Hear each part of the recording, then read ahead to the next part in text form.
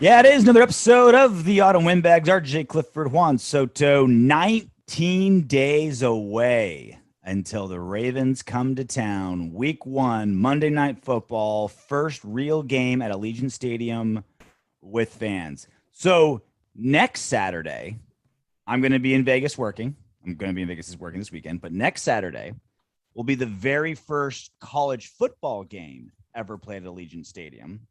BYU against Arizona. Now, I also went to the very first college football game played at AT&T Stadium in Dallas. It was Oklahoma versus BYU. So I'm thinking I'm going to do a little a little pregame, right? Go to Allegiant Stadium the week before opening weekend, go to a college game, play college ticket prices, Might just ease into this new Allegiant experience. Dude, UNLV made out. That's their home stadium. Like, fuck. That is a fucking tits-ass stadium for a college. What was the name of the other stadium? It was like Boyd Stadium or something. It was a whack-ass field. Way dude. Out. And I went to so many because it's by the airport. Because I got my dad went to BYU, my brother went to BYU. And so like the Las Vegas Bowl would be like the Mountain West 1 and like the Pac-10 like 4 or 5. So BYU went like 3 seasons in a row. And we'd go all the time, and it was a trash stadium. Like it's like, oh god. But they had the whole thing's like, well, it's Vegas, so people are just going to come no matter how bad the stadium is. Well, the drainage to that stadium was on one corner, so the field actually fucking tilted. Sloped to one corner of the fucking stadium. You always run jet sweeps south to north. Yeah, you go fast as fuck. Although that is where I discovered the Rumplemints hot chocolate combination, because it would always be it'd be like December and it'd be Vegas. It'd be like 40 degrees, right? So we'd be freezing our ass off. Like, oh, this Rumplemints. They had that cocktail there. It's Rumplemints and hot chocolate. Ooh, that's the move when you're in Vegas. You just take a shot of Rumplemints in the morning. You don't have to brush your teeth or anything. You're good to go the entire day. You're minty like fresh. So only 19 days away until the Raiders are in town. I've only found one, DJ Turner, number 19. Not a big number. Yeah. 19. Not a special one. Congratulations are in order, Soto. Uh-oh. 8 years ago today, August 25th, I attended your wedding. So happy shit. You forgot your own anniversary, didn't you? Well, I'm divorced now, so fuck it. I know. That's what I was wondering. I was wondering if you remembered the anniversary of your marriage. It's marriage. 9 years ago. I was married in 2012. Was it 9? Guys got the Facebook reminders. Maybe it was like a reminder of a reminder. No, I guess it is my anniversary. August 25th. Today. Happy anniversary, Soto. You've never been happy. Hey, you know what? I'll tell you something right now. Look, the marriage didn't work out, and I have thanked the Lord. Yeah. But that was a wedding ass fucking reception. I had a great I'll tell time. you that right now. I think everybody did. You know what? Like my friend Frankie, he conceived his daughter that night. Yeah, I was sitting at. You weren't there during the conception, I assume. You were there. No, so I was sitting at the table with Frankie. Yeah, and I was ordering us shots, got him hammered, and Frankie's like, "Yeah, I blame you for me knocking up my girl, dude." Yeah, it was a team effort. Soto and I. We had some nice ass Reposado tequila, and we instead of the lime, we used orange wedges and cinnamon. Mm-hmm. And people were like, "Dude, don't ever do that shit again." Dangerous. Because it just cuts everything. Like you just sip it and it's like done. You don't taste anything else, and it was just so smooth. And we had like 2 big jugs of mojito. We had beer, wine, champagne.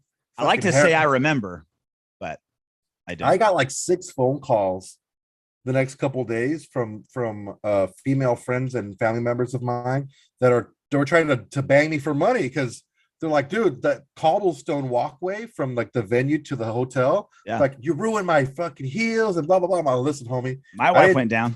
My wife went down. Yeah, that's right. She did. Yep, big old bruise on the side. Yep, that's a good sign of because there wasn't any fights, so at least there was drunken falling. You know what I mean? Like every good wedding needs at least a fight or like people falling over drunk, and you got one. Mission accomplished. The fight was the 5 years after. Yeah, the wedding. That's just one big fight. The fight was the actual marriage. The wedding was dude. I'm telling you guys, no, it was almost worth getting married for that kick-ass reception. It was definitely worth for you to get married and get divorced. Yes. I definitely agree. I concur. Real quick before we get to the meat of our show, something's been digging at me all week long. So we had AJ Hawk on our show last week, and great guest, friend of the show, and he mentioned something kind of offhand, and it's been bugging me ever since. Like, all right, did he give us a slight? Did he give all Raider fans this kind of like underhanded dig that kind of went under the radar? Take a listen. Tell me what you think. This is awesome, AJ. Thanks for coming on, man. Thanks, AJ. Pleasure. Hey, thank you guys, and good luck to the Raiders this year. They're going to do great. You sarcastic asshole. Hopefully. I hope so. Their division's too good, man. Their division's really good. So good. I'm not saying the Raiders are bad. Their division is better. just so good. When I look around, the Raiders are getting better. So, yeah, we'll see, man. I think you should have some hope. They're going to do great. I think you should. That was a subtle dig. That was AJ on the way out, just farting in the elevator on the 17th floor, stepping out, and all of us have to smell it all the way down to floor 1. Yeah, that was a straight crop dust right there. He straight took a dump. Sneaky bastard. He took a dump in his lunch bag and he just left it there. And we're always like, the fuck? I mean, he's been doing this for a while. Like, for as long as I've known him, every time like a new Raiders season comes around, anything happens and football season's there, and I'm just like, yeah, I think the Raiders this or the Raiders that. He's like, oh yeah, they're gonna go to the Super Bowl. They're gonna win it all. Like, God damn it, AJ, shut up. You don't mean everything. That. Son of a. He's gonna be the number one guy. I'm gonna like whenever the Raiders win the Super Bowl, he'll be the first guy I'm gonna throw it in his face. Bastard. You should buy him a fucking a Raiders Super Bowl T-shirt. Be like, wear this with a smile. Fucking bozo, talking shit. AJ, great guest, man. He was, you know what? It was towards the end, and he's like, yeah, they're gonna do great. And then he just sat there. I'm just like, they're gonna do great. Hopefully, and then he's like, hopefully, yeah, maybe we'll see. Like, oh man, he got us on that one on the way out. So the news of the day, this is coming out literally just hours ago as we're recording on a Wednesday night. Denzel Perryman traded from the Panthers to the Raiders, linebacker.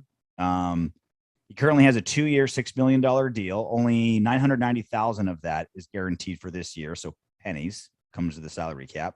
We are giving up a 6th, and they are giving us a 7th in Perryman. And so the player. So it's like a nothing trade. Now Perryman it was a 2nd-round pick, played for the Chargers for 5 years under our defensive coordinator, Gus Bradley. So obviously Gus knows him. Now he's still pending a physical because he basically didn't practice all training camp with the Panthers. They signed him in March. He's either been hurt or not, like for whatever reason, hasn't been playing. So there's a physical coming. We'll see what happens there. So this is kind of like a nothing trade, like a very minor acquisition / move. However, what does this mean as far as the health of 2 potentially very important linebackers, Nicholas Morrow and Javen White, both questionable? Yeah. And because teams aren't required to say what injuries are yet, right? Like they're required during certain times, and the regular season rolls around. Everyone's been mum. Like Gruden said in the press conference today, I'm not saying anything till I have to, which is just strategically correct, right? Maybe does this mean that White and Morrow are going to be out for an extended period of time? It could be one of 2 things. Either White and Morrow are going to be out for, like you said, a extended period of time, or they are not comfortable with the backup linebackers that they have. Should somebody get dinged up or in the season they miss somebody and the backups has to play a bigger role. Mm-hmm. It makes perfect sense. Perriman doesn't need to really practice to learn the system and learn the defense. That's all he's known as a pro. Plug and play defense. As long as he's not broken. As long as he's and he's performed pretty well. You know, I think his low in tackles was in the low 60s. So he's always been this kind of like rotational guy, and he's performed when he's played. He's not a world beater, but he's not going to make your defense or help your defense take a shit if he's in there. He's capable. Maybe he wasn't lighting the world on fire because that's not who he is. He's a rotational guy, and he'll plug in there and he'll get some tackles for you. The optimistic way to look at it is it's just simply adding depth, like you said, to the linebacking core, because I think this is the deepest Raiders squad I can remember. Definitely not the best, but as far as depth, we're like, the number 2 guy isn't light years worse than the number 1 guy, and the number 3 guy isn't light years worse than the number 2 guy. Like, there's a lot of depth at every single position, specifically like wide receiver. We have one of the best backup running backs in football, the best backup quarterbacks in football, one of the best running back rooms in football, one of the best tight end rooms in football. No offensive line in all of football is really deep. Like, how many teams can really like give up like a starting tackle and not suffer? But we're kind of sort of by league standards semi-deep there. And defensively, like, we have 1,000 defensive tackles, a dozen DBs, just linebacker's a little thin depth wise. So here's a guy you can just kind of plug and play, be a rotational dude, second stringer. There's a few teams, the Raiders being one of them, that they just plug in offensive linemen and like nothing ever happened. Tennessee comes to mind. 49ers come to mind. They'll lose guys will get hurt. It's like just nothing slows down. The running game is still good. And but yeah, that I would love to have that high top end starters, and then have there be maybe a little bit more gap with the guys behind them. But I mean, people are going to get hurt, especially now. It just seems like more players are getting hurt, that they're practicing less. So they're not used to practicing. It's just so they step in the field and their hamstring just explodes. Yeah. So, well, I also think when it comes to O-line, like, every agent who represents tackles was like praying to the gods that the Super Bowl went the way that it did, right? The Chiefs lose 2 tackles and the offense just gets completely slammed, just completely demolished. And of course, like, Tampa Bay's front 7 is one of the best front 7s in football. And you got a lot of scouting you can do. And, Tampa Bay was a solid team. Obviously, we learned that the hard way. But the main storyline was that Kansas City lost their 2 tackles, and now Mahomes is running for his life, and the offense just fell flat in its face. So now everyone's like, "Oh man, we can't have that happen again. We better get some tackles." And every single agent who's got a tackle is like, "Suckers! Pay up, show me the money." At the Kool-Aid guy, oh yeah. And that's the thing is, like, I look at our depth at line, and I'm just like, it's not great. But then nobody team has can lose 2 starting linemen and be fine. Other than the Raiders, like last season. It's not 3. You're good. We're the only team that can lose starters on the line and still be okay. Or apparently the Chiefs coming into this year, because they have like 4 new starters and they're gonna win the Super Bowl, as everyone says. Of course. The other not news, but it did open up old wounds. It was reported by Vic Tafur of The Athletic that John Gruden reached out in a possible trade with the Bears for Khalil Mack, going back and trying to pick up a guy that he obviously traded before he even coached a game in his second stint with the Raiders. And of course, this opened up Pandora's box of people saying, "Oh, he's such an idiot. You should have got rid of him in the first place." And this trade will always be debated and talked about, I feel like, for years and years and seasons to come. It's not going anywhere. But I don't see this as like a black eye to the Raiders move, or like it's desperation, or we screwed up. I still feel like that was the correct trade. I still feel like getting 2 firsts, getting all that cap space, still the right move. I don't believe it. Absolutely still the right move. Now, we use those draft picks terribly, which is another issue. But it was the right move, considering how much cap space we saved and the draft capital we picked up. Cap space doesn't win you championships. What wins you championships are elite players. You need to have elite players. Everyone who's deep in the playoffs has elite players. If you have an elite player, you need to find a way to build around him. If you can't draft, if you can't sign free agents, that's your fault as an organization. What you don't do is you don't give away a fucking franchise. Give away. We got a king's ransom for him. Knowing what the history has been of John Gruden drafting, and you have a new fucking GM going in the next year who has never been a GM before, it just wasn't smart. I don't think Mayock wasn't the GM at that point, right? No, he wasn't. It was called Gruden. But dude, That's why you don't give one guy all that power. And I don't know, man.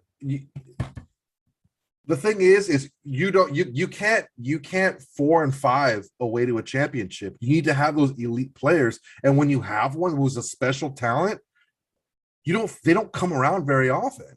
Well, you're not going to get any other players if you have a third of your salary cap devoted to 2 players. Like, they had just signed Derek Carr to that big contract. It was the biggest contract in football for like 45 minutes.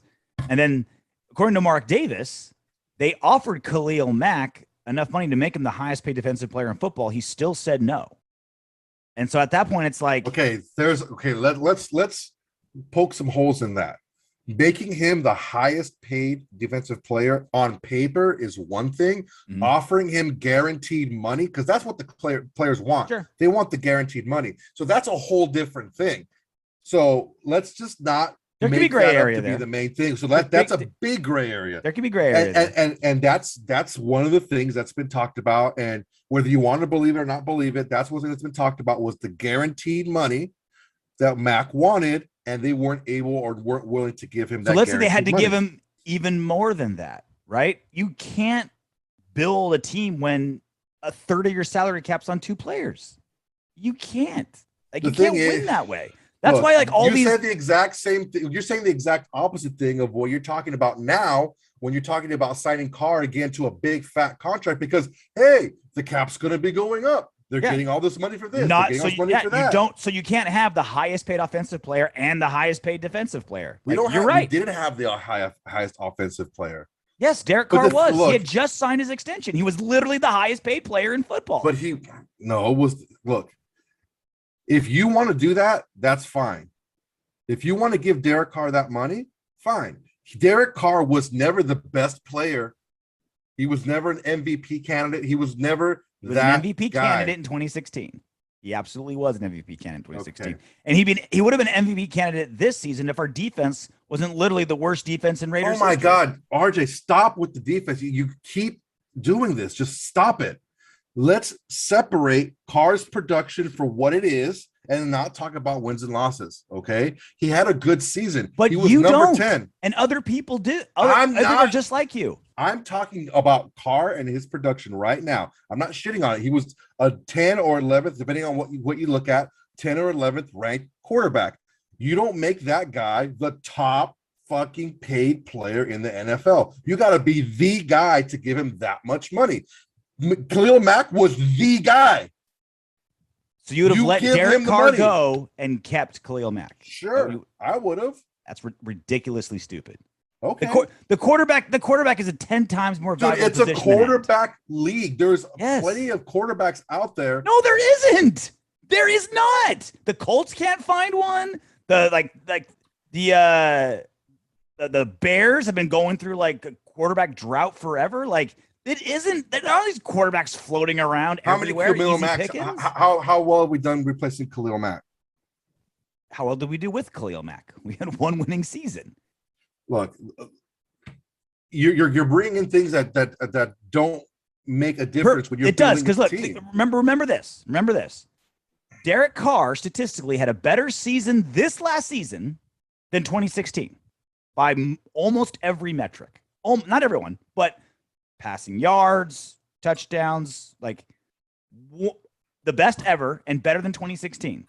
In 2016, he was third in MVP voting before he got injured. In a season he didn't play as well as this season. But again, because we were 12-3 when he got injured last season, 8-8 this one, all the blame goes on Derek Carr. I don't understand how what this has to do because we're 12-3. That's my point. The problem is you're going to go back to one thing that you can't argue against and try to make everything about that. It's a fact. It's a reality. The Bears had 2 stiffs at quarterback and still made the fucking playoffs last year. At 8-8, same record as us. Like, it wasn't a good team. They made the playoffs last year, dude, and we didn't. Because they're in the NFC. No other reason. Okay. You want to replicate? You want to replicate what Washington football team did? So yeah, they went to the playoffs. Let's do what they did. You really love to get these top 10, top 5 ish players in their position and just trade them away to get all these picks back because, I got all these picks. You picks for what? What do you get with picks? You get players. And we have never gotten a player even close to Khalil Mack, even close to Amari Cooper with all these picks that we got. It's not that black and white, right? There's obviously a lot of moving parts with Khalil Mack, right? Like he was wanting all this money. Again, gray area. Was Mark Davis really going to make him the highest paid defensive player? Was he not? Who knows?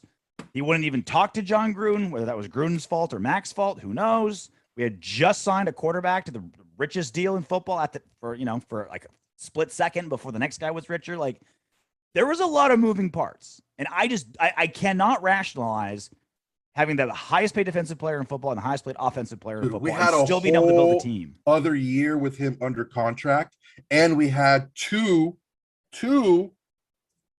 franchise tag years. We had time. We could have done it if we wanted to. John Gruden jumped the gun. Fucking stupid move. They haven't gotten close to getting anything near what Khalil Mack. They still don't. As good as Ngakoue is, he's not Khalil Mack. It looked like he wasn't going to go. It looked like he wasn't going to play. Like he was threatening to sit out. So you believe him, but you don't believe Aaron Rodgers. It's the same shit, man. He was threatening. I'm not saying it was definitely going to happen, but it was certainly an issue. You were so sure Aaron Rodgers wasn't going to quit when he's 20 years older than Khalil Mack was. Yeah. Come on, man. You're arguing against yourself. Come on. No, I'm not. They're two different human beings. Like I've watched this Rodgers thing unfold. Okay, but the thing is, it's like you're using one rationale as to why Rodgers will do. He's paid. He's under contract. He's not going to get paid, and blah blah blah. But then when it's Mack, he wasn't going to play. We had to get rid of him. It was a great move. Like we had him for 3 more years. We had him for 3 more years under control. His last contract year and 2 franchise years. We had him under control. We could have done something, but no, we jumped the gun and got rid of him because we were stupid like that. It's not a good trade. It was a great trade. It was a correct trade. We just used the draft picks terribly, which is a separate problem. It wasn't a great trade because you had 3 more years to get something done. Plain and simple. That was part of the value, right? That was part of the value of trading him. Like if it was at the end of his contract, it would be less. You would get less for him. You got to trade him at moments like that, not when there's a week left on his contract. I miss him. I do. I don't want to lose him. Let's just disagree. Let's just disagree then. Remember the Panthers game? Remember the Panthers game when he just owned it by himself? Interception on the last play, ran it in. 4 Broncos games where he multiple strip sack games, ended the game. Just 5 sacks game against the Broncos. Well, we never had that since. Hopefully we get close to that now, but I miss him. I am not a big fan of trading away franchise players or getting rid of franchise players. Those are the guys that you find ways to keep. So how would you have been able to build the rest of your team with? Bro, we're doing that now by shitting away money on Littleton and Kwiatkowski and all these and fucking Nassib and having all these fucking low 1-year guys step up. You get these studs and duds deals. You have to get 1-year guys that to fit. That's what you have to do. But at least you have the franchise player. Even with all these stiffs around him that weren't playing well, Mack was still making a difference on the defense. Maybe not overall, but when you had a lead, he was there to close a game for you. I'm just not big on paying the most money for a player outside of quarterback. It's just you just don't get the return on it. You just don't get the return. Highest paid tackle in football. That you're not going to win games with 4s and 5s, man. You need to have those 9s and 10s. You need to have 9s and 10s. Yeah, and the only way you're going to be able to get a bunch of 9s and 10s under the salary cap is with a bunch of high draft picks. Well, the Raiders are terrible at. The only way to get 3 or 4 9s and 10s is to keep your 1 9 and 10 that you had. That's the only way. Remember, like you said yourself, you said you don't sign these guys in bunches, you sign them one at a time. Well, guess what? You had 1. The only way to get 2 is to have 1, and then you can get 2. But you have to have 1. If you trade away all your top guys, you're not going to have any top guys, and you end up being 8-8, floundering every single year. We are in the worst position in the NFL right now, being a floundering, middling team. Those are the teams that are stuck because they're almost there, and let's just try it one more time, and let's just, fucking Gruden has a million-year contract. Just try it again and just roll it out again and tweak it little and run it out again. And then you have these teams that are like coming up behind us who are building up through the draft because they've been shitty. And you have these teams who are above this that are some of them coming down, some of them stay up because they have the players. The being in the middle and floundering off in the middle is nowhere to be in the NFL. Done. Having money is where you want to be in the NFL. Well, we have money now. Yeah. You want to do this? I want to do my rant first before we do the agent survey. Please. So the Raiders are feeling themselves right now, and sort of rightfully so ish, right? Look good against the Seahawks in the first preseason game 1, if that matters. Played pretty decent against the Rams in the second preseason game 1, if that matters.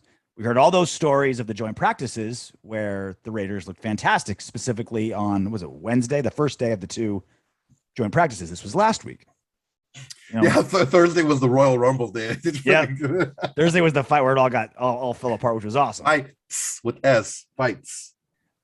We saw the memes and the conversation of Hunter Renfrow just, embarrassing Jalen Ramsey and Darren Waller being uncoverable and, our defense getting a bunch of interceptions on Stafford. Like, we're hearing all these great stories of how great we're doing.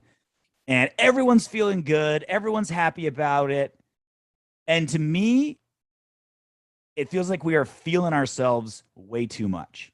This feels exactly like the feeling we had when we were 6-3 last season before we completely imploded. This is kind of what it feels like, where the Raiders, the players are really feeling themselves and fans are really feeling themselves. And it feels like, oh yeah, we're great. We're awesome. And I feel like it's that same feeling that we had 6-3 last season and 6-4 the season before we imploded. Like, I'm getting that feeling, Soto, and I don't like it. Yeah, I feel the exact same way. And I almost, whatever left hair I have left, which is not on my head, probably in my beard, my nose, my back, yeah. Taint.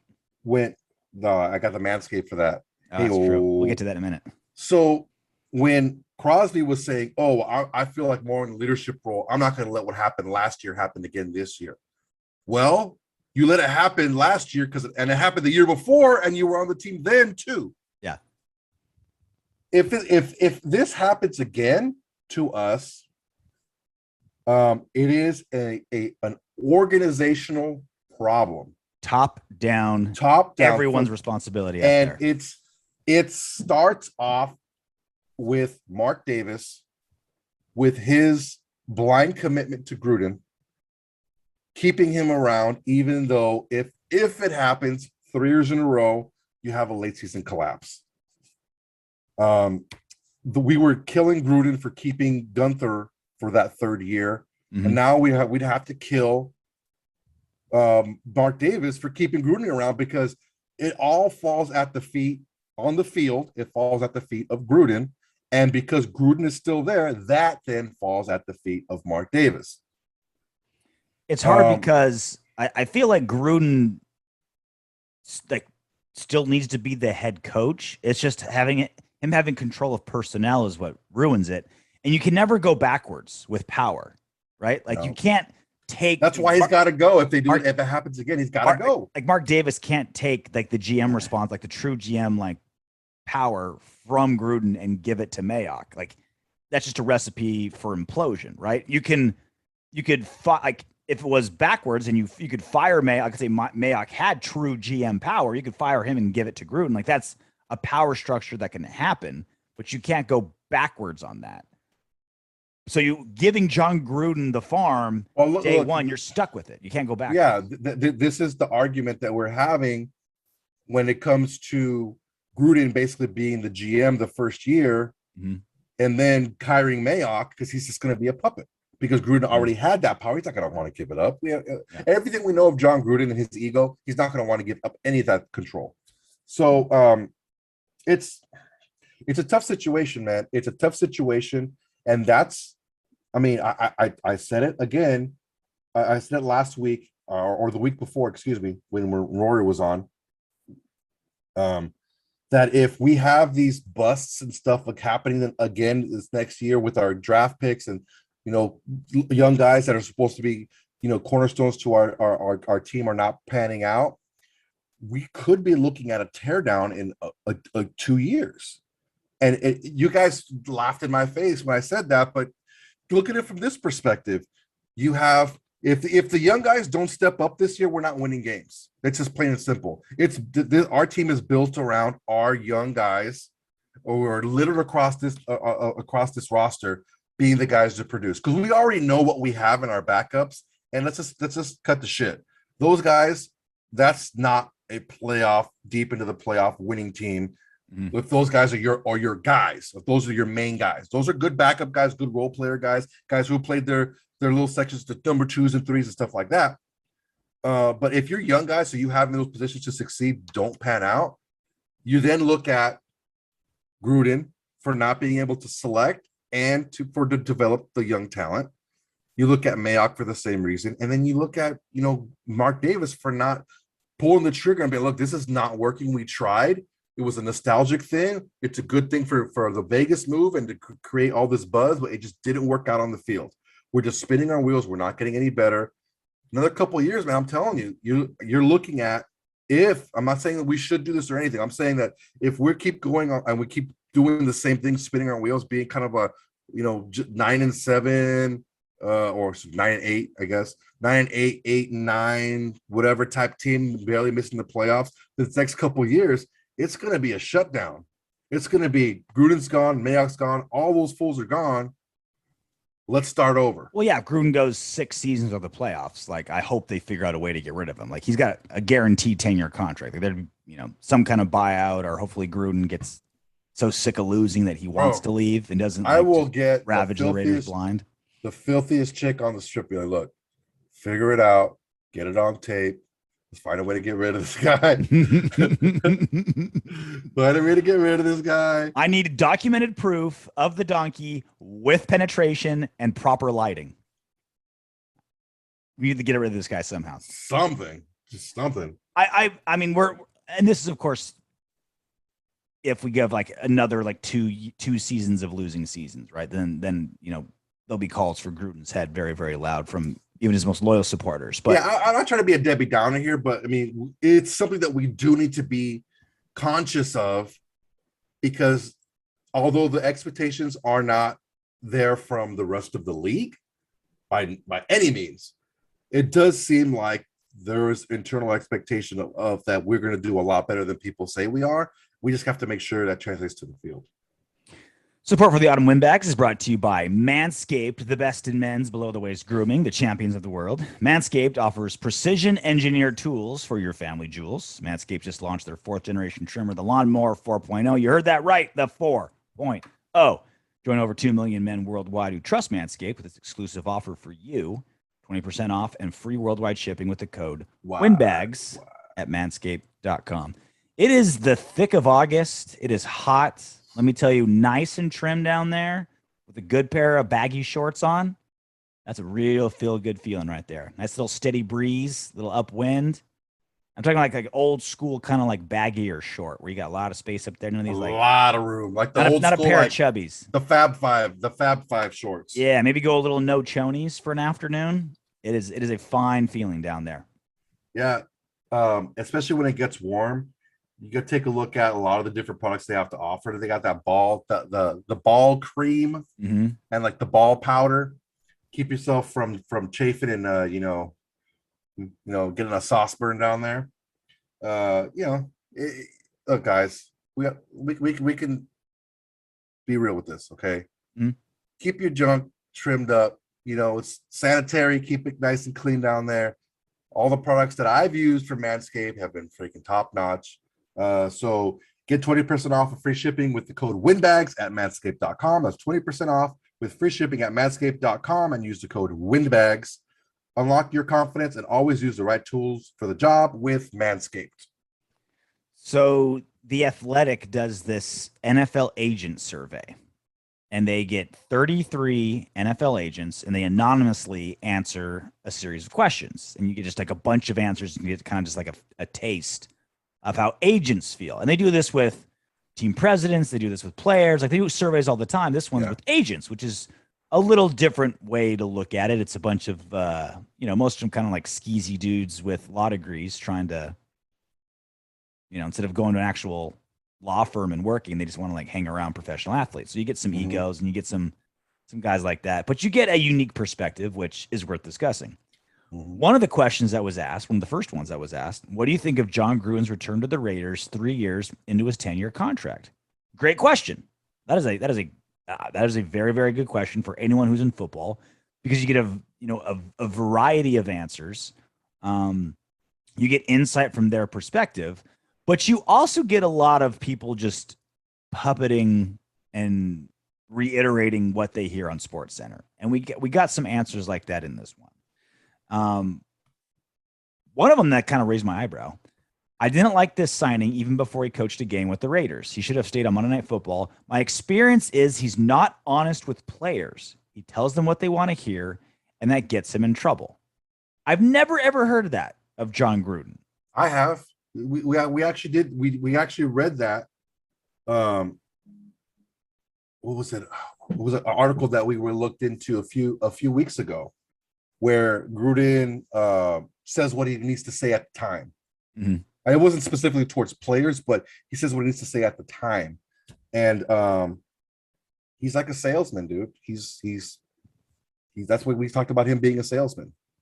And I feel like that's just being a head coach, though. Like, you're trying to get a feeling on your team. Like, I need to come down on my quarterback because he threw an interception, but I got to also build him up to keep his confidence up. Like, I think that's more what I've heard of Gruden being like, not straight up like, liar. Oh my God. Yeah. Like, oh my God, you're the best tackler in football. We're going to give you $100 million and then not do it. Well, the thing is, this is why I was actually really excited about this survey, because the NFL agents they're just as plugged into what's going on in the NFL as anyone else, but they don't have that kind of like loyalty to a team where they just can't tell the truth or can't tell their truth. A lot of times these guys are going to give you, like the GMs and stuff like that, are going to give you more of a canned answer, whereas these guys are going to be a little bit more harder hitting because they're they're anonymous, and two, who gives a shit? That's why I think this was more just one agent who didn't get the deal he wanted from the Raiders. I don't know, dude. This feels like sour grapes to me. This definitely sounds like sour grapes. Well, he was the one that gave all these then, because they're not all great. No, but the other ones make sense. Like, okay, well, let's see. Like this one. The Raiders draft players like they're trying to outsmart people. Sometimes the majority is right. Yeah, no shit. Like that's what I've been saying forever. That's the most obvious one out of all of them. How about this one? Remove the name and the glamorized image, and I don't see it. Where did the quarterback guru label come from? He had 1 year with another coach's players and got this huge deal. Can you imagine any other coach with his resume getting a 10-year deal? No. So the 10-year deal obviously is just Mark Davis being in love with John Gruden, right? But the whole and piercing in the face of the Rooney Rule, by the way.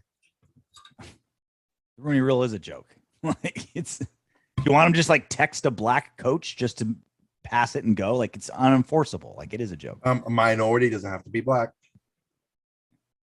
Sorry, a transvestite Filipino. That'll work too. Hey, the movie Wildcats, Goldie Hawn took that team to the state championship in high school. I stand corrected. Give us a blonde chick as a coach. I'll take it. She ran the Boston Marathon twice. Okay, how about this one? I think signing Gruden was a great business decision for the Las Vegas Raiders, but just curious why everyone is resigning. Because they're in tax trouble.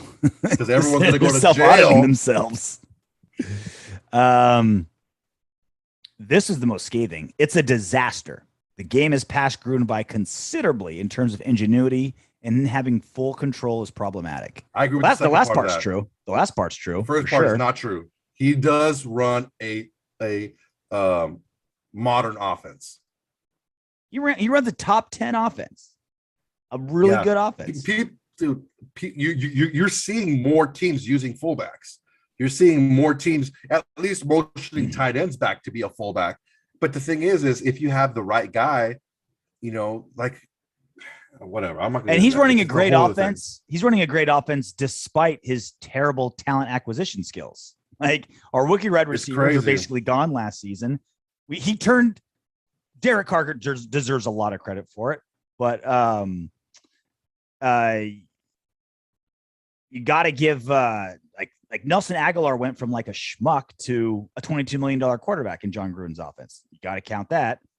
The offensive line was completely ravished from injuries. And again, a lot of credit has to go to Tom Cable, but all credit and blame in general, specifically the offense, comes down from John Gruden. Like, he's put together a damn good offense, all things considered. Just having full control is a problem. Yeah. What about this one? I think John is working hard at it. He might have a quarterback he doesn't really want. He needs to get some wins, but people jumping on the anti-Gruden bandwagon are early. We've been over this. Gruden wants Derek Carr. By every single action he's ever made, he wants Derek Carr. Look, man, I'm not saying he does. I'm not saying he doesn't, but whoever said that knows a lot more than you and I. I think he's just watching SportsCenter and just hearing like I don't think the mimicking look, back and forth. Don't do that. Don't do that, RJ. Anything you don't agree with, you just poo-poo as like, oh, he's just fucking full of shit. We've been over this. These guys know more than we do. What has Gruden done to make you think he doesn't want Derek Carr? The thing is, who has been really been available who is better than Derek Carr? Literally, he could have picked up anybody. He could have traded for anybody. First round. Okay, who? He could have traded for early first round picks. He doesn't want. He doesn't like rookie quarterbacks. What else? Who else has been out there? He could have made. He could have tried to get like Russell Wilson and all these other guys that have been available. How do you know he didn't call? How do you know he didn't call? They told him the fucking because he hasn't picked up anybody. Patrick. Because he hasn't picked up anybody. That's why. That's how I know John Gruden doesn't want to get rid of Derek Carr. We've been over this. Okay. Gruden's released. Look, you're stuck on that. This is a guy who knows more than we do, and he's putting it out there that hey, that may not be his guy. Who knows? Okay, I don't want to get stuck on this because I don't want to chew my food again because because maybe we also got to remember like this is a good way to just get the general vibe of a group of people with specific knowledge, right? Unless he's Derek Carr's agent or John Gruden's agent, I don't know if he has like firsthand knowledge or is he just kind of repeating what he keeps hearing? Yeah. Like he didn't give anything specific, right? He just basically said like he might have a quarterback he doesn't really want. That doesn't sound like I have insight. Maybe you're right, Soto. Like you absolutely could be right. Where this guy knows. Okay, there we go. Maybe he does. I just don't like you saying, he just watched it on sports and he's just repeating shit. I don't want to dismiss something like that. I'm just saying this is the same line I hear from Twitter eggs. It's the exact same line. We're gonna find out in like 4 or 5 years, or maybe 4 or 5 years after Derek Carr is retired, and he could actually like say some shit. Yeah. Or after Gruden's gone, we'll find out. But here's my favorite one. I just want to repeat this one more time. Go ahead. You got to go by what like anything can be true, but you got to go by what the evidence says at the time. I think that's the safest, most rational way to move forward in a line of thinking. Okay. Yeah. No, I agree with that. John Gruden, we've been over this. He's released every player he inherited except for Richard, Morrow, and Carr. He, like we said, he has no problem trading superstars. No problem at all. Mack, Cooper, Hudson, Jackson. Never traded Carr. He's never drafted a quarterback in the second stint. He's drafted at every other position except quarterback and kicker. And he wouldn't even start Marcus Mariota week 17 because he wanted Derek Carr to be the guy. So like now, does John Gruden secretly still hate Derek Carr and he just was never able to get rid of him? Maybe. But all the evidence says every action John Gruden has ever made says I'm keeping Derek Carr. The issue, I understand and I agree with that. You follow the crumb trail, right? Mm-hmm. I agree with that. Or in your case, the thing is, that too. So fucking gross, dude. Where would that even lead you to? You know what I mean? Like the guy's obviously already blown his load. What good is he to you? When you said that, in my head, I was just thinking just arcing ropes, just jizz, pow, pow. Anyway, what else is new? There's a lot of stuff going on behind the scenes that we don't know about. Sure. that don't materialize into things that you can report on. Sure. That's the issue that I'm having with, not just saying blanket statement like, oh, it's not true. So that brings me to my favorite quote from an agent. I'm sure owner Mark Davis is scratching his head. He could have hired someone for $2 million a year and been average. He's fucking wasted $8 million a year, and he's still 8-8. Hey, it ain't salary cap money. I don't care. That's pure like Mark Davis, like tips at Applebee's money. It ain't salary cap money. Do what you want, Mark. He maybe have been driving a McLaren instead of driving a freaking Mini Cooper if you had that extra 8 a year. You could afford a brand new white belt instead of the old white belt. That old busted white belt. Got in the car accident. I honestly wonder if they would have just hired a schmuck. Like, would it be even worse? Like, is John Gruden? Remember, like, the Raiders have been terrible for a long time before Gruden got here, right? They had the one good 2016 season. Would we be even? I genuinely wonder, would we be worse off with Gruden, or are we better off with Gruden? The thing is, man, the issue with our team wasn't the coach towards the end of the Davis regime, because Davis did have it was. Look, I love Al Davis. I wish he was my dad because I own the Raiders right now, but us having such a poor record the last fucking 15 years of his life was all Al Davis. Yeah. Just being senile, it's just and him not knowing what's happening. It's all Al Davis. Yeah. We had something cooking with Del Rio. I think that we got rid of him maybe a little bit too soon, but it was just something was stale. And I think that Gruden came available and he finally said, yeah, I'll do it. Mm-hmm. But that was something that could have been done. I mean, the first few years of the McKenzie era was basically fixing the roster and fixing the salary cap at the end of what Al Davis did and Hugh Jackson did to the team, basically. So it's I thought that they were on that. If they would have done a couple of smaller moves and been smarter here and there after the 17 season, and not just been in panic mode, they could have righted the ship a little bit sooner with someone who's a little bit more attuned to talent evaluation and stuff like that. But I never know. Part of me, I do love the idea of bringing in a coach who's in charge of everything and giving him a 10-year contract, because structurally, foundationally, there's Raider problems, right? Like, you don't lose for as long as we've been losing and be like, oh, it's just because of the last head coach. Like, no. Oh, it's just the last GM. No, it was bad for a long time. It was the last owner is what it was. The last owner, right? So I do like who was the GM and basically was the head coach.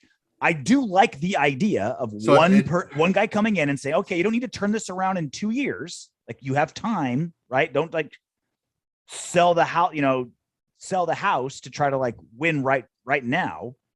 Build, stay, foundationally fine. Don't give away your draft picks. Don't blow a lot of guaranteed money, and right this ship solely, as opposed to just sticking in a puppet or someone with no power who's just going to be absorbed by the machine, the inadequacies of the machine. So I do like the idea of, all right, let's pay someone a lot of money, give them a long contract, and have them steer this ship by themselves. It's just that Gruden has proven that huge chunks of those responsibilities he can't do. He's not good at it. Yeah, and talent evaluation.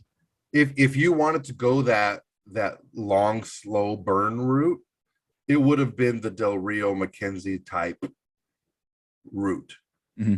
That would have been the time to do it, because by all accounts, you guys have to understand something here, guys. We traded Carson Palmer for 2 first-round picks, and we were already a fringe team at the time. So we weren't like the Rams trading first-round picks for elite players. But that's my point. It was who was the coach at the time? Was it Hugh Jackson? Jackson, right? It was Jackson thinking, I need to keep my job. Let me bet the future on this move, because they were like 4-2, and Hugh Jackson thought like, oh yeah, we can win. Like, we can go all the way with this team. No, you can't. And that's my point is like, that's an example of someone like, hey, I got to keep my job next season. I have to win now. Let's sell the future on this 4-2 team. Like, So you that's can't do that either. That's the downside of the other way. That's the shitstorm that Reggie McKenzie walked into. Was that. Yep. And he also had an extremely just upside down cap with all these crazy older underproducing players with long-term guaranteed money. So he came in with issues. I'm not saying he's perfect. I'm not saying he's great, but he did bring us a lot of elite talent. He had one insane draft, the Mack Carr. That was insane. He also had other Jackson. drafts that were okay. He had good picks here and there, but that's what I'm saying. He had one amazing draft, and then everything else was kind of. Well, the Cooper pick was a really good pick. So that was when you had the 4th overall. Like was it the second overall or 4th overall? The 4th overall. The 4th overall, right? Well, so the thing is, guys, look. What I'm saying is, that's going to be our future if we don't produce now. Is get ready for us. I'm not saying I want it to happen. I'm not predicting it to happen. If this Gruden, the fuck am I trying to say? Experiment doesn't work out, you be ready for a Gruden light, a new coach, new GM coming in, and you get maybe not 10 years, but like 4. You can get 4 years to really turn this around. If I'm Mark Davis, that's what I would do. Is just, okay, look, 10 years was way too long. I understand that we're really not where we need to be as far as foundationally. Let's build this foundation and move forward and go from there. I mean, what would even a teardown look like? I mean, who would we get rid of? I mean, a true teardown, probably Carr. Carr would go in a teardown. But like, who else would you like? There's no like young studs to like get rid of and start over with. And anyone who's making any kind of money is probably going to go.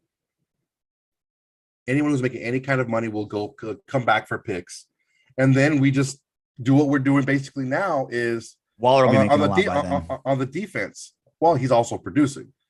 He's the type of guy that you keep because where are you going to find another guy like that? I mean, in a teardown, like an expensive tight end is like one of the first things you get rid of, I would assume, right? In a teardown. I mean, if you look at it from that perspective, you look at the perspective of one of the best players in the league at his position, and he's already in the door.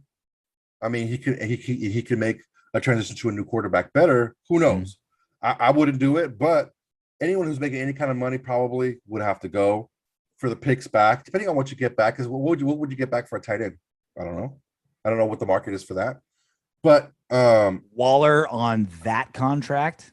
Oh God. Well, we're talking 2 years from now. He's going to be on a different contract from at that time. Yeah. So, and then you just do what we're doing on defense right now. Is okay. We're going to get a bunch of talent, and whoever rises to the top, and whoever doesn't play gets cut eventually. That's what we're going to have to do. That's what's going to take time. In good news, Cliff Branch. Yeah, senior committee nominee for the Hall of Fame. So he's not done yet. Finally, once you're at this point, and we've all seen the the memes and stats of like Cliff Branch and his numbers versus other receivers that are in the Hall of Fame. And you're like, how is this guy not in there? Yeah, finally, and he's won a Super Bowl twice. Yep. All his receptions, all those touchdowns, all those great teams he was on. John Gruden talked about it at the presser today. He's like, he talks to him kind of like Ruggs a little bit, where he's like, he wasn't even as good as he was even better than his numbers. It was like, you had to double team him or he'd beat you. And if you double teamed him, then Casper would pick up, a 10-yard gain or something like that. It was just an absolute game changer for that offense. To the post. Yeah, man. He gets swallowed by a lot of the other big personalities on that team, especially defensively. Yeah. And on the offensive line, actually, and Al Davis himself. Yeah. So when people start looking at those late 70s, early 80s Raiders teams, they're like, oh, shit, Tom Flores was a pretty fucking damn good coach. Oh, shit, Cliff Branch is a pretty damn fucking good player. So these guys who maybe weren't the shining stars that you wanted them to be at the time because for one reason or another, you look back and you're like, okay, he won a couple of Super Bowls and he was the top guy. I feel like skill players and then like linemen and defensive players, the criterias are opposite. Like for skill players, it's straight up, what numbers did you put up? Like what were your numbers? With line, it was like, oh, how great were the teams that you were on? Because like these Hall of Fame voters are gonna like go back and look through 10 years of tape on some guard in the 70s. They're gonna be like, oh wow, the Steelers won 4 Super Bowls with a great run game. All right, let's give all their linemen Hall of Fame, make them all Hall of Famers, right? And offensive skill players is just like, all right, how many touchdowns did you throw? How many touchdowns did you catch? How many yards did you run for? Boom, that's just it. So it almost hurts Branch that he was part of this great offense because he wasn't the number 1 guy on that offense, or 2 guy, or even 3 guy really on those offenses. And so he's kind of like pushed to the wayside. But if he were a linebacker on those great defenses, he'd probably get thrown in there just because he was part of a great defense that, all right, let's start inserting pieces of that puzzle. Yeah. Well, it's good. It's good he's getting the recognition now. Yep. So yeah, I'm really happy about it, man. I'm really happy that he's prospectively getting in, but I don't see him not getting in because I think with Tom Flores getting in this year, and just Raider Nation, man, we're making that noise because he's the next guy in line. Like, hey, man, we're not going to let you bully us around anymore. This is bullshit. It's not that we want him to get in because, oh, well, someone who's worse than him got in or who had worse numbers than him got in. No, he deserves to be in on his merit alone. He deserves to be in there, and he should be. Hopefully he does. Make it. You ready to do some what up Windbags? Oh, why not? You picked them all this time. We'll see if the listeners can know that. We can realize that by the questions picked. JP Navarro, is AJ Hawk, who we interviewed last week, a undercover Raiders fan, or did y'all spend the check on this feature? Like we could afford to pay AJ Hawk. We could afford that. No, AJ Hawk is a stand-up dude, and RJ's worked with him in the past. So I used to host a radio show with AJ on Sirius XM for about a year. We were co-hosts, and so I just hit him up, and every time I've only hit him up twice. Both times he said, "Yeah, I'm in. Let's do it." And he's coming. Yeah, he's an awesome guy, man. He's an awesome dude. Like just before we get on air, we're just shooting the shit. He's a real awesome guy, man. It's awesome. Dad. It's also really cool to see how far he's come as a broadcaster because he was still semi-green when we started because this was years ago when I was a host with him, and I'd already been a radio host for 10 years at that point. And he like genuinely wanted to be good at it. Like a lot of ex-athletes, like they'll get these jobs no problem because they're famous and they've got a great agent and blah blah blah blah, and they just like, all right, I'm going to show up and just going to do it, and then I'm going to go back off to the titty bar where I really want to be. Like AJ has genuinely wanted to pursue broadcasting as a passion and career, and you see it now when he's the co-host of the Pat McAfee show. He's great. He's funny. He's interesting. He can host the show and when Pat's gone or whatever's happening. Like he's really turned into like a really awesome broadcaster. And it's fun to watch him. Yeah, when Pat's off doing WrestleMania, you go ahead and take over the show. Yep, he's there. Rick Baker says, Soto is right, man. You can't continue to draft busts in the first round and pay bust out free agents and also expect free agents off the street to surprise you in training camp and help you win games. Soto, I don't think RJ stood what you meant. Well, yeah, obviously you want your draft picks to hit, and obviously you don't want to overpay for free agents that don't do well. Yeah, like I concur. Like we don't want that. That's not how any team wants to pursue, right? I don't remember the exact like context of the disagreement, but it's like, yeah, like those are all things that are true. It's just like I feel like things like that can be overcome. Like this is exactly when we were 6-3 last season, we had all these problems you mentioned, and we had to shoot ourselves in the foot and fall apart to overcome them. Like again, just think of our 6-3, just the first 9 games of last season. Think what we accomplished. Held the Browns to 6, beat the Chiefs, beat the Saints. Like we did some amazing fucking things last season with all of those problems that we're talking about. Terrible first round drafting, terrible picks in free agency, overpaying free agents. Like we still were on the verge of a really, really good season until we had to hurt ourselves. True. So it's like, yes, everything you said is right. I don't want bad picks and bad free agencies. So here's the deal. We have overcome them. Okay. early in the season. Yep. When this starts to really show up is when you do have tape on us and you do know what we're running, and towards the end of the year, when it's not just a scheme that's making you successful, it's the players in the scheme who can overcome what we're going to do, and that's when there's an issue. And depth. So both of those. So all these, all the money we're spending on free agents don't pan out, all these first round high draft picks that aren't playing, it's like even if you miss on a first round draft pick, you should at least be a quality backup, right? Or something like that, right? You don't even get that sometimes. Yeah, right? And we're not even getting that.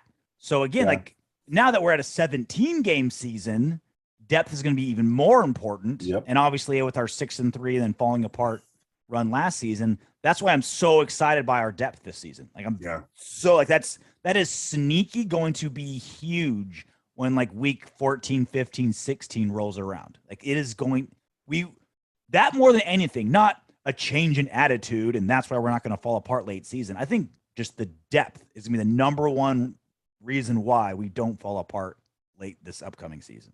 I think the context of that comment was, I was talking about if we continue to have to rely on guys off the street and low 1 year, $5 million. 1 year, deal. 1 year guys to build our roster, to be the producers of our roster. You're looking at a teardown in 2 years. That's what It's a lot of little plug and plays. Jeff Garrison, compared to the articles of the journalists that have been covering the Raiders for the past few seasons, the Raiders team is completely different than those of seasons past. I love this Raiders team. The team first winning attitude, the relentless work ethic and determination to be the best players that they can be individually and as position groups and an entire team is proof that all the players have bought in 100% from day one and are fully invested in the coaching staff and team. That's something that I haven't seen in a Raiders team in a very long time. Exclamation point. They're building something special and it's showing. Let's see them keep the good mojo going, stay healthy, and continue to build confidence and momentum. Vegas 21, baby, Raider Nation for life. For life. That was a great palate cleanser at the end of a podcast, I thought so. A feel good, winning attitude, relentless work ethic, determination, everyone buying in, all those slogans and hyperboles that we love and we want to say about our team. Jeff gave us all of them to close out the show. So I've been on teams before who were not good whatsoever. Mm-hmm. And it was turned around internally. For whatever reason, coaching, whatever, they weren't, as invested in our success. And we said, look, we're going to have to do this ourselves. And I've seen it both ways, where the coaching staff demands more from the team and holds them accountable. And then the players then rise up who want to be a part of the team and who want to contribute and who want to get better and who want to win and do what it takes to win. And it works that way. Also, it happens sometimes where I've been on a team. I was a part of this as well, where the team's having the players only meeting. Look, it's going to have to be us holding each other accountable because we see what's going on and we understand that it's maybe not going to be something that it's going to be as successful for us. So we need to hold ourselves accountable. And then what happens is when that starts to work, the coaching staff then kind of comes in and says, okay, we need to hold these guys to a higher level. And then it kind of works out that way as well. It's harder to do it that way, but it's going to have to be both.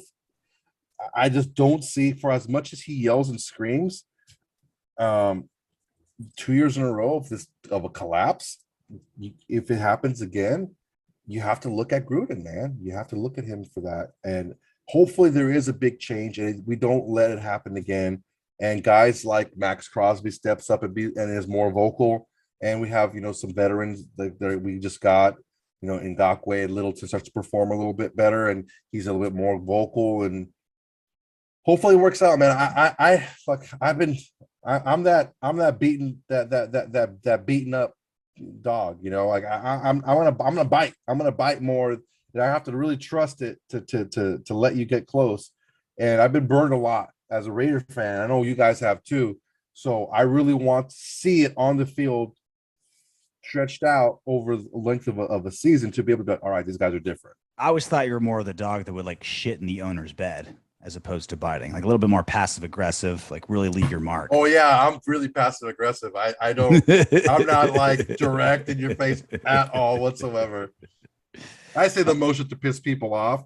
Like RJ and I are in this text string for this bachelor party coming up, and I've said like 4 things that like have pissed so many people off, where I've like been muted from the freaking text string. Like, all right, whatever. Yeah, Mr. Debbie Downer. It's like, hey, let's talk about Afghanistan before we go. I didn't even bring that up. You brought up everything else. Okay, whatever. All right, you save that. And until next time, knock on wood if you're with me. Hey, Windbags, if you want Darren Waller to catch 20 touchdown passes this season, don't be afraid to click those subscribe, like, share, and comment buttons. Plus, your comment could be featured in the next What Up, Windbags?